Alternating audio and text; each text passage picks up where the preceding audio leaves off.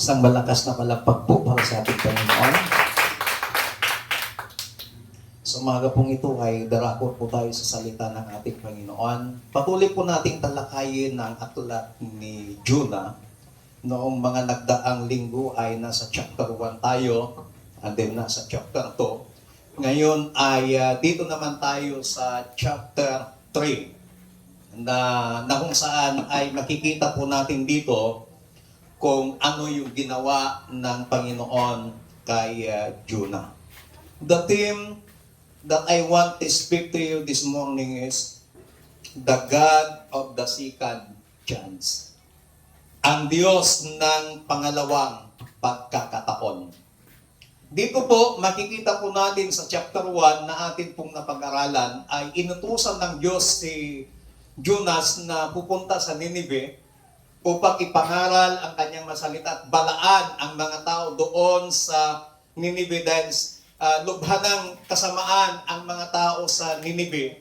Subalit si Jonas po ay hindi sumunod sa Panginoon at sumakay siya ng barko papuntang Tarses. At nagpadala ang Panginoon ng bagyo habang sila po ay nasa kalagitnaan ng dagat upang hadlangan yung pagbiyahe ni Jonas na labag doon sa kagustuhan at kalooban ng Panginoon. At makikita po natin doon na nag-usap-usap ang mga tripulante ng barko na kung saan ay tinapon na nila yung mga mabibigat na mga bagahe nila dahil ang sabi ng Biblia halos palubog na yung barko dahil sa lakas ng bagyo. Hanggang sa sinabi ni Jonas na itapon na lamang siya sa dagat at tiyak hihinto ang bagyo. So itinapon nga sa dagat si Jonas at doon sa chapter 2, makikita natin na nung itinapon nila si Jonas sa dagat ay nagpadala ang Panginoon ng dambuhalang isda upang doon ay sagipin si Jonas sa tiyak na kapahamakan. At hanggang sa matapos ang chapter 2, ay inutusan ng Diyos ang dambuhan ng isda na iluwa si Jonas doon sa dalampasigan ng Nineveh.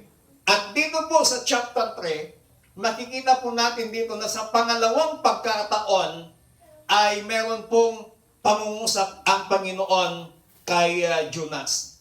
So sa buhay po natin, life is full of missed opportunities, failures, and mistakes.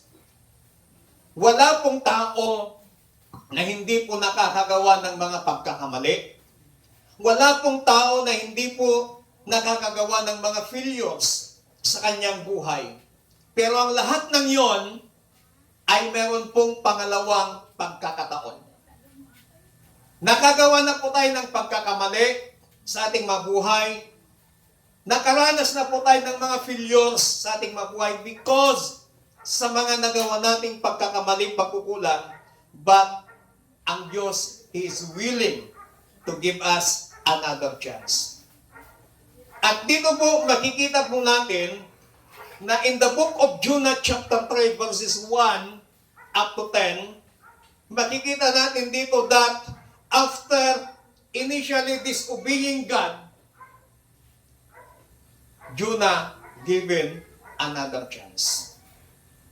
Kaya lagi po nating tandaan as a Christians, hindi po sapat o hindi po dahilan yung mga nagawa nating pagkukulang, yung mga nagawa nating pagkakamali, yung mga failures na nangyari sa ating mabuhay, hindi po yun sapat para hindi ka magpatuloy na maglingkod sa Panginoon. Because God is a God of another chance. Now, why God give a second chance? Bakit nagbibigay ang Panginoon ng pangalawang pagkakataon? Sa atin pong teksto, makikita po natin dito yung tatlong dahilan bakit ang Diyos ay nagbibigay ng pangalawang pagkakataon.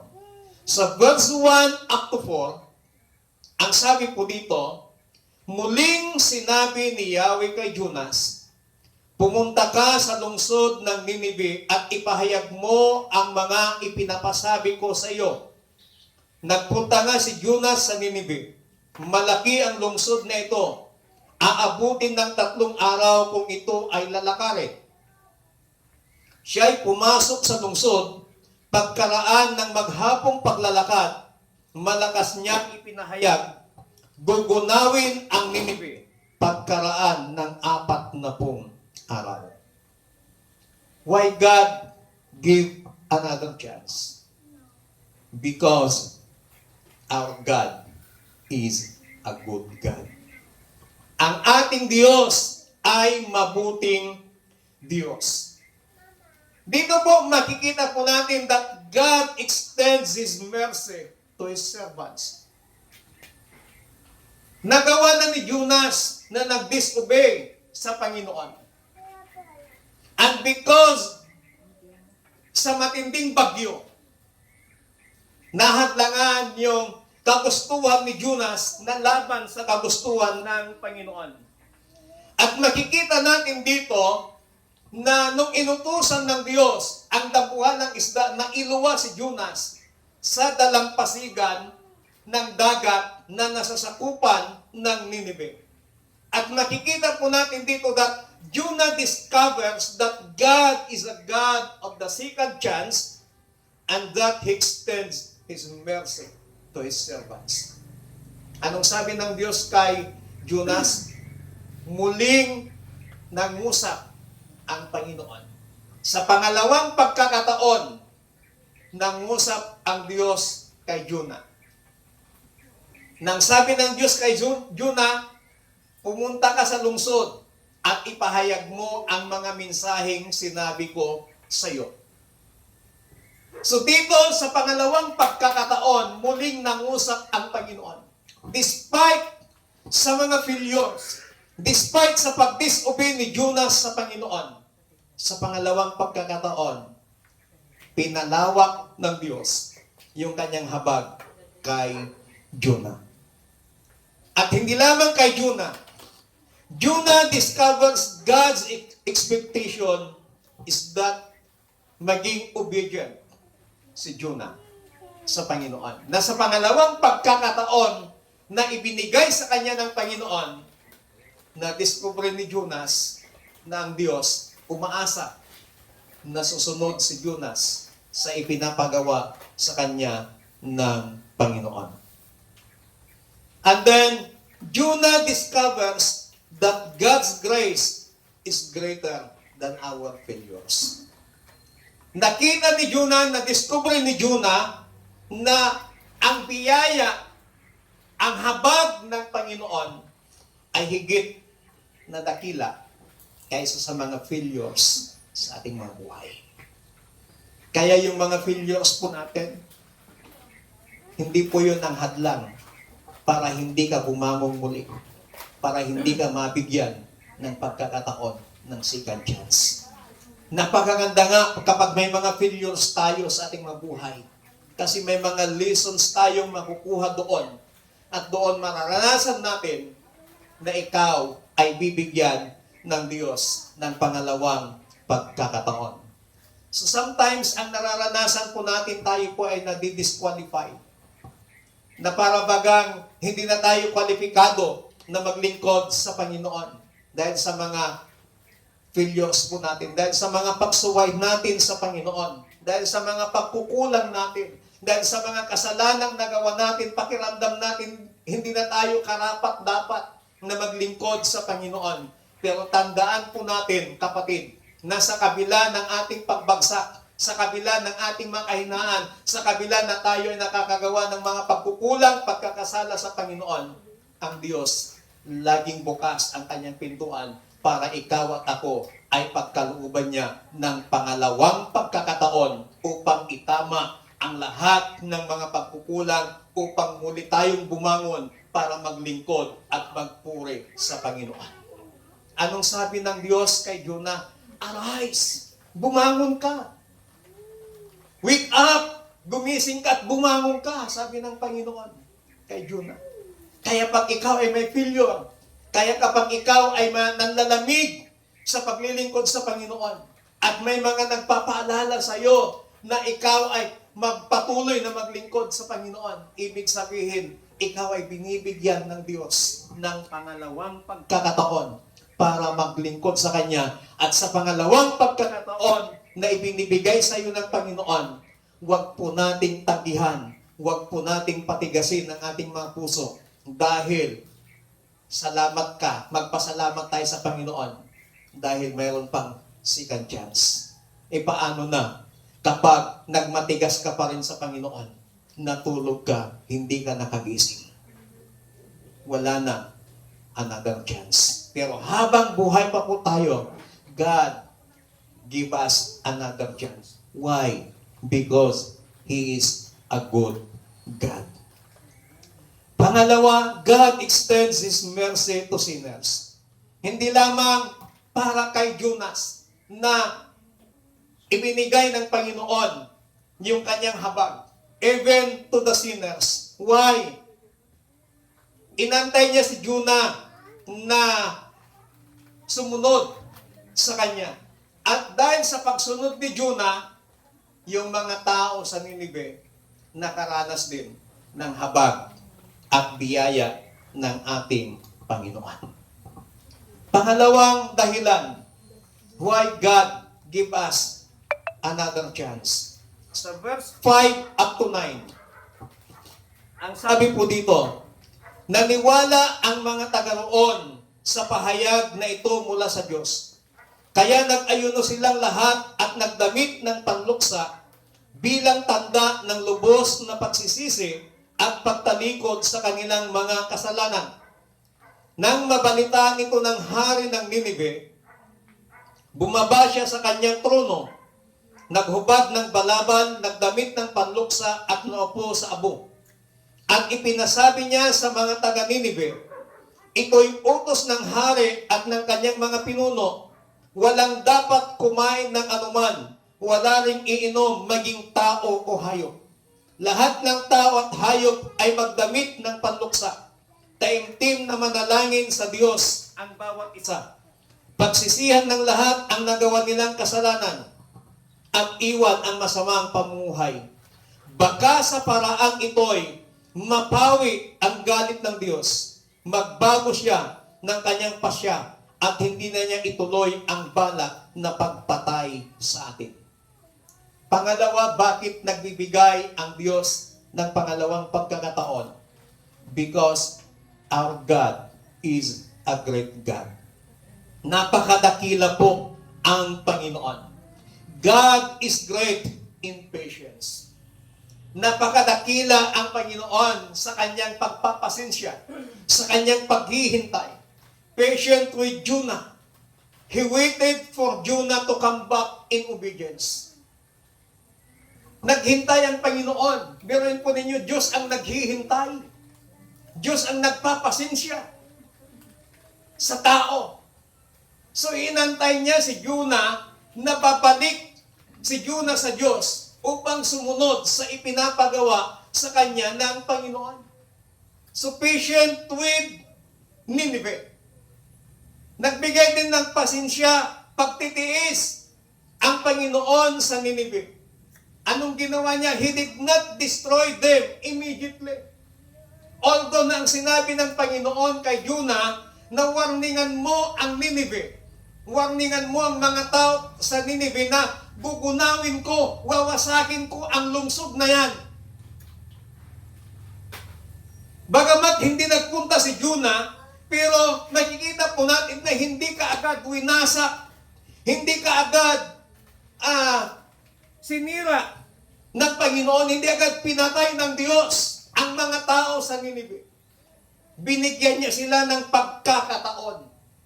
Nagtiyaga, naghintay ang Panginoon na sa pagbabalik ni Jonah nang may pagsunod sa kanya, alam ng Panginoon na si Jonah ay babalik sa kanya.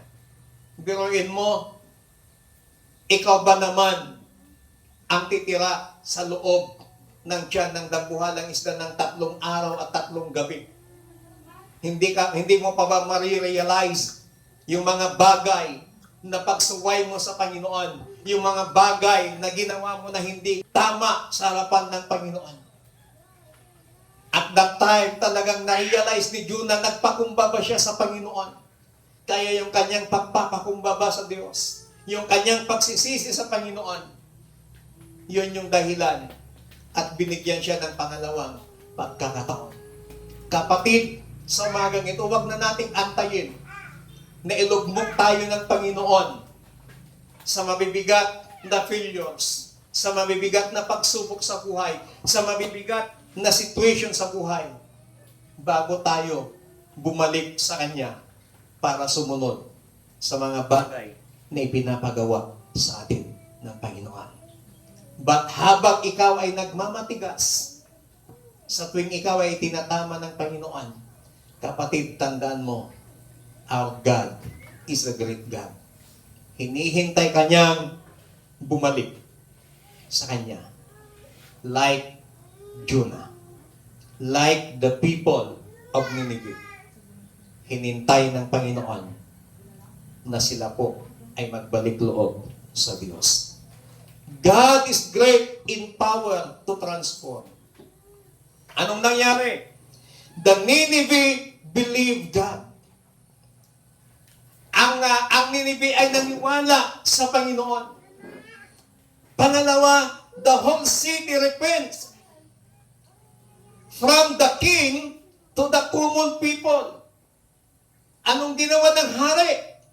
Bumaba siya sa kanyang trono, hinubad ang kanyang damit, at nagsuot ng damit panluksa, at sinabi niya, nagbigay siya ng kautusan na ang buong city of Nineveh walang kakain at walang inom.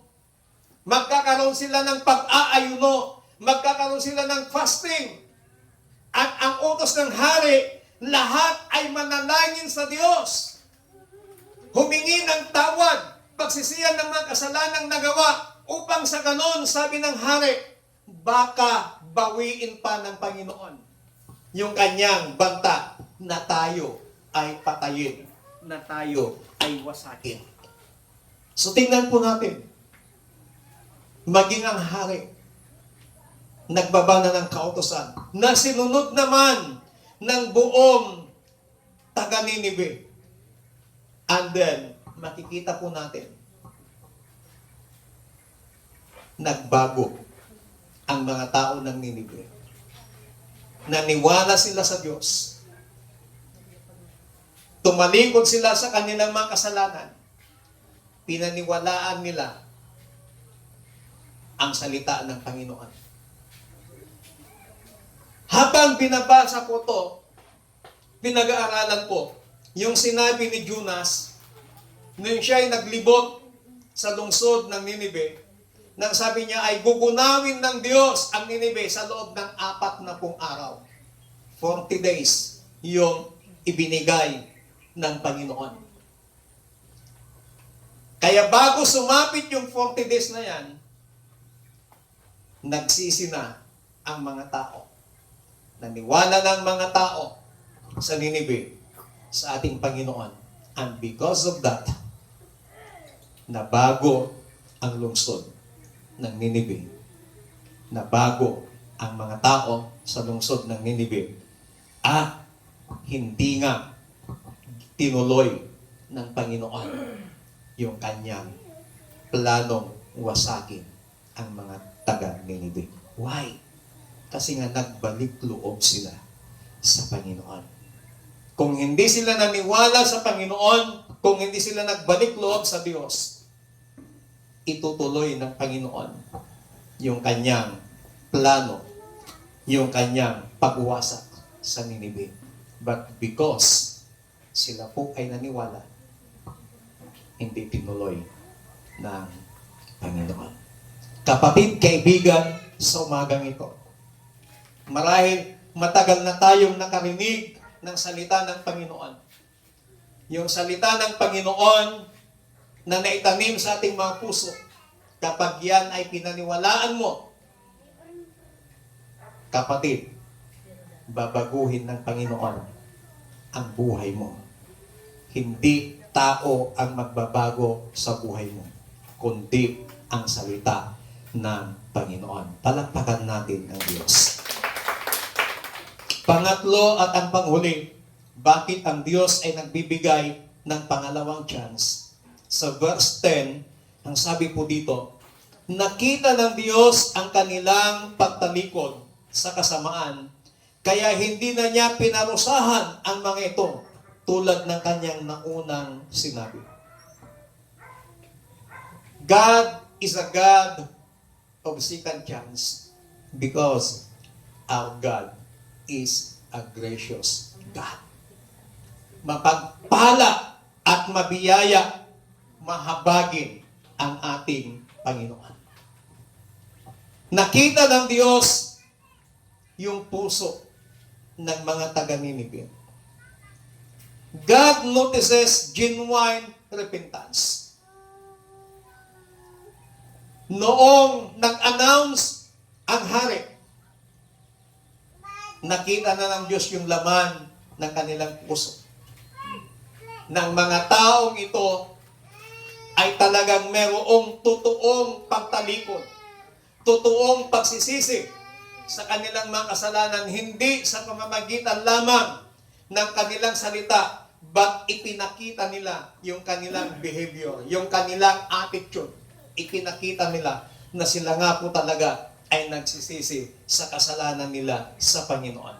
And grace begins with God seeing our brokenness and sincerity. Tinitingnan ng Panginoon yung ating mga brokenness. Kung tayo nga ba ay genuine na nagsisisi at humihingi ng tawad sa ating Panginoon. Like the people of Nineveh, nakita ng Diyos yung kanilang puso. So dito natin makikita ng Panginoon na hindi siya tumitingin sa panlabas na katayuan ng tao, kundi ang tinitingnan ng Panginoon yung puso ng isang tao. Kaya kapatid, sa umagang ito, tinitingnan ng Panginoon yung ating puso. Kung nakita ng Panginoon na ikaw nga ay mayroong tunay na repentance sa harapan ng Panginoon, then ikaw ay pagpapalain ng Panginoon. God honors repentance. Nung humingi ng tawad, nagsisi ang mga taga-Ninive, ang mga tao sa lungsod ng Ninive, then tinanggap ng Panginoon yung kanilang pagsisisi. Tinanggap ng Panginoon yung kanilang paghingi ng tawad sa Diyos. At dahil sa pagtanggap ng Panginoon sa kanilang pagsisisi, sa pagtanggap ng Panginoon sa kanilang paghingi ng tawad, ang sabi ng Bible, God withholds judgment and shows compassion. Hindi itinuloy ng Panginoon yung kanyang pagsira, yung kanyang pagwasak sa lungsod ng Ninive, kundi ipinakita niya yung kanyang compassion, yung kanyang pagmamahal, yung kanyang habag sa mga tao sa Ninive. Tingnan na lamang po natin. Noong si Abraham, ang sinabi niya kay Abraham, ang sinabi ng Diyos kay Abraham, na gugunawin niya ang Sodoma at Gomora. Ang sabi ni Abraham, Panginoon, kung meron pong 5 tao doon, or 1 or 5 tao na naglilingkod sa iyo, gugunawin mo pa ba yun? Hindi na. Dahil sa 5 tao, hindi ko wawasakin ang Sodoma at Gomora. Panginoon, kung halimbawa merong 10, merong 20 na makita mo na naglilingkod sa iyo sa Sodoma at Gomora, gugunawin mo pa ba yan? Sabi ng Panginoon, hindi. Dahil sa 10, dahil sa 20 tao. Sabi ni Abraham, Panginoon, kung meron lamang pong 1, sabi ng Diyos, hindi ko gugunawin dahil sa 1. Pero bakit ginunaw pa rin ng Panginoon ang Sodoma at Gomora? Sa pamamagitan ng apoy umulan ng apoy. Bakit? Ginunaw ng Panginoon. Ibig sabihin, wala siyang nakita kahit isa na naglilingkod sa Kanya. Tingnan na lamang po natin sa mga nangyayari sa ating paligid. Ang sabi ng Bible, no worship, no rain. Pag walang pagsamba, walang ulan. Pero bakit? Naambunan, nauulanan yung mga tao na hindi man sila naglilingkod sa Panginoon. Why? Because sa mga taong sumasamba sa Panginoon. Kaya, ang sinasabi ng iba, no nagtudo di bandada, kung nati tao, managdakda ka siguro, ti tao tayo nyo, so nga nagtudo. Ibig sabihin, may mga taong sumasamba doon sa Diyos. Kaya umulan. Napakaliwanag yung sinabi ng Biblia, no worship, no rain. Dahil may mga taong sumasamba pa rin sa Panginoon sa mga iba't ibang lugar, kaya nakakaranas ng pag-ulan ang iba't ibang lugar. Kaya sa umaga pong ito, marahil katulad tayo ni Jonah na na-filled natin ang Panginoon. Marahil katulad tayo ni Jonah na sometimes sumuway tayo sa Panginoon. Hindi natin sinunod ang kalooban ng Panginoon. But this morning, God is offering you a second chance. Nawa yung ino-offer sa iyo ng Panginoon, a second chance, huwag natin tanggihan. Tanggapin natin yung pangalawang pagkakataon na binibigay sa atin ng Panginoon. Tayo nga pong lahat ay tumayo. Muli nga po nating awitin yung inawit natin kanina na sukdulang biyaya. Na sa kabila ng ating mga karumihan, sa kabila ng ating mga pagsuway, sa kabila ng katigasan ng ating mga puso, sa kabila ng katigasan ng ating mga ulo, sa kabila ng ating mga failures, sa kabila ng mga kasalanang nagawa natin sa Panginoon, still niyayakap tayo ng Panginoon at ipinapadama niya ang kanyang pagmamahal at ang kanyang sukdulang biyaya sa bawat isa po sa atin. Marahil naging katulad po tayo ni Jonah, pero tandaan po natin, ang Diyos na nagbigay ng pangalawang pagkakataon kay Jonah ay siya ring Diyos sa panahon natin ngayon na nagbibigay pa rin ng pangalawang pagkakataon sa bawat isa po sa atin. Marahil may mga time na binabaliwala natin ang Diyos. Marahil may mga pagkakataon na parang ini-ignore natin ang Panginoon. Marahil may mga pagkakataon na parabagang isinasantabi natin sa ating mabuhay ang Panginoon.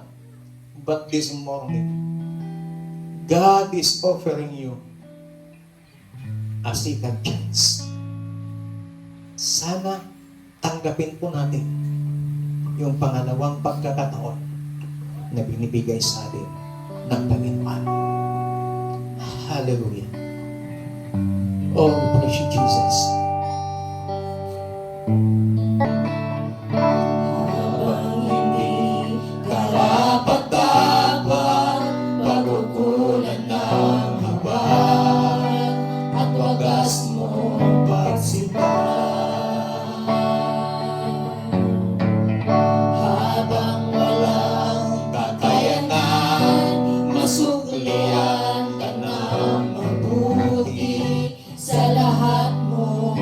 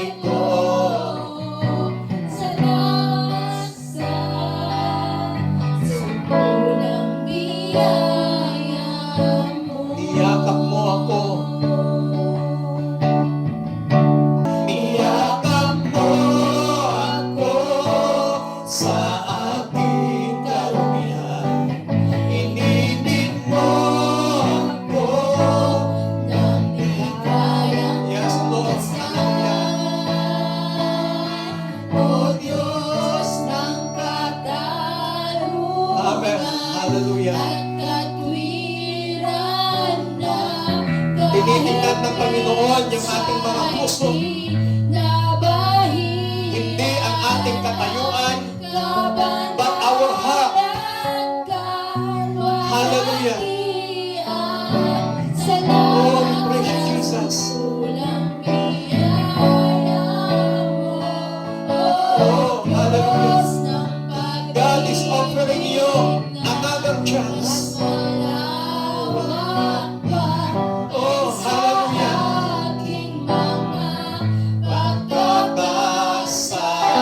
Pagkakasalan, higit pa sa buhay ko. Salamat sa sukdulang biyaya mo. salamat sa hallelujah. Salamat sa sukdulang biyaya mo. Hallelujah. Mga kapatid, sa umagang ito, huwag nating hayaan na yung pangalawang pagkakataon na ibinibigay sa atin ng Panginoon ay hindi natin matanggap. Habang binibigyan tayo ng Panginoon ng pagkakataon, ibig sabihin, mahal na mahal na mahal na mahal ka ng Panginoon. Salamat sa buhay ni Jonas. Salamat sa pagmamahal ng ating Panginoon. Dakilang Diyos, sa umagang ito, salamat sa iyong masalita. Batid mo ang bawat isa. May mga failures na naranasan sa mga buhay. May mga pagkukulang, may mga pagkakamaling nagawa sa aming mga buhay, Panginoon. But salamat sa pangalawang pagkakataon na ibinigay mo sa amin at patuloy mong ibinibigay sa bawat isa sa amin, Panginoon. Hayaan, tulungan mo kami na sa pangalawang pagkakataon na ibinigay mo sa amin, magawa na namin at masunod na namin ang mga bagay na kanais-nais at ang mga bagay na nais mong gawin na nakalulugod sa inyong harapan. Hiniling namin ng iyong banal na Espiritu, patuloy mo kaming palakasin, patuloy mo kaming tulungan, upang sa ganon, Panginoon, sa bawat pagkakataon na binibigay mo sa amin, hindi na kami magmamatigas, hindi na kami makikipaglaban sa iyo, kundi kami ay magpapakumbaba, susunod sa iyong pinapagawa. Salamat ng marami, Panginoon. Salamat po sa pangalawang pagkakataon na binibigay mo sa amin. Salamat ng marami. In Jesus Christ, mighty name.